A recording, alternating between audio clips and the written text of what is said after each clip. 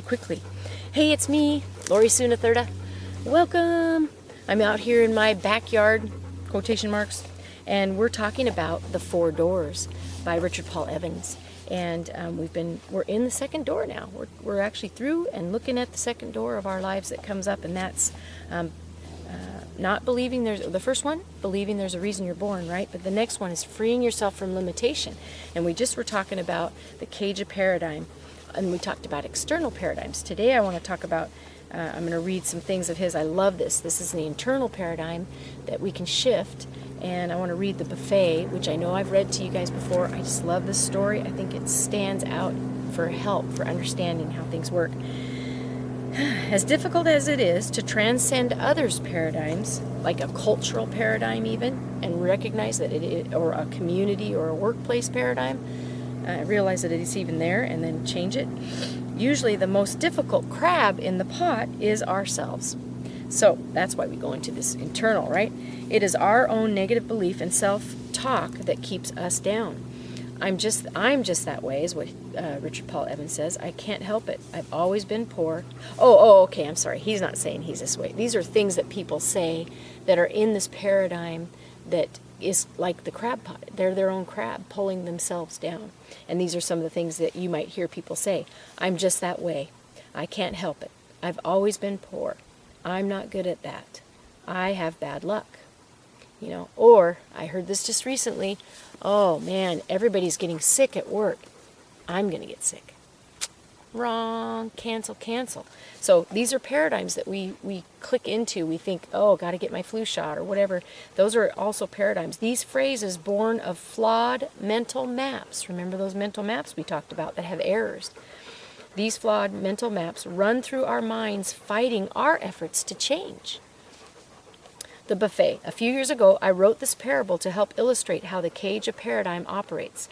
I love this. Thank you, Richard Paul Evans, for this. A man was hungry and looking for a place to eat when he spotted a sign outside the restaurant that read, "All you can eat buffet, just $1." Sweet, right? He walked inside the restaurant where he found another sign that read, "Please seat yourself."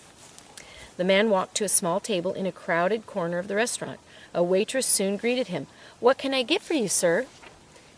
"I'll have the $1 special." "The special?" she asked.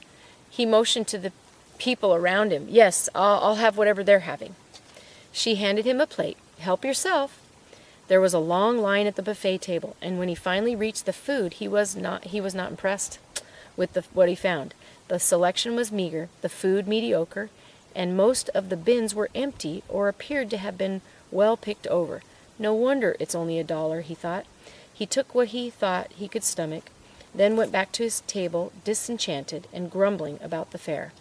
After he finished his meal, he walked to the checkout counter, where the same waitress who had served him stood next to the cash register.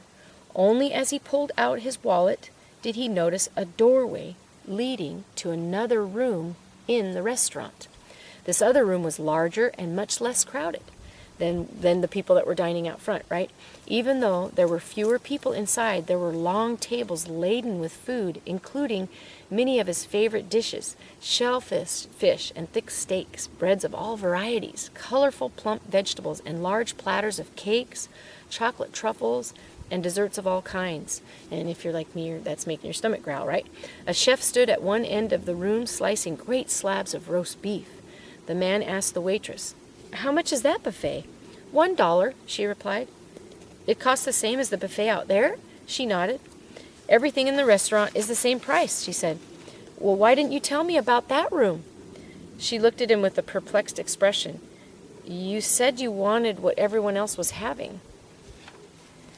This is precisely how most people live their lives. It's why they wear what they wear, drive what they drive, live where they live. A change in the paradigm is uncomfortable precisely because it is a change. Change requires that we confront mystery, the unknown, right? I like the way he says mystery. That sounds even more cool, though. And humans only like mysteries printed in books. But only in mystery do we find the excitement and awe of discovery. Only in mystery can we truly experience life. Even love itself is a foray into mystery. As you contemplate your life, always remember that there's another room in the restaurant reserved for those not afraid to try something different. In the end, opening ourselves up to the unknown is less painful than resigning ourselves to the spiritual death of the crab pot. And I just think that's a great place to stop there. I'm just so amazed at his ability to share with us and give us an idea of how it really is, how it really is. And there are no limits. Some people say the sky's the limit, but the sky goes on forever. You shine a flashlight up there and it just keeps going. You throw a rock and it makes a ripple, and the ripple effect keeps going. Even after the waves hit the shore, the energy and the ripple continues to go into the universe forever and ever. I love that. And I believe in you. You are infinite, and you can do anything. And there's a desire in you and a purpose for you to be here. And I would love to help you find out what that is and discover that. I know it's in you.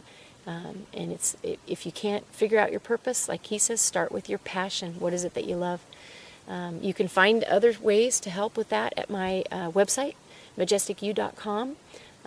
Also on the YouTube channel, I'll have plenty more videos coming up and sharing with you different strategies and techniques, and also great words from amazing people.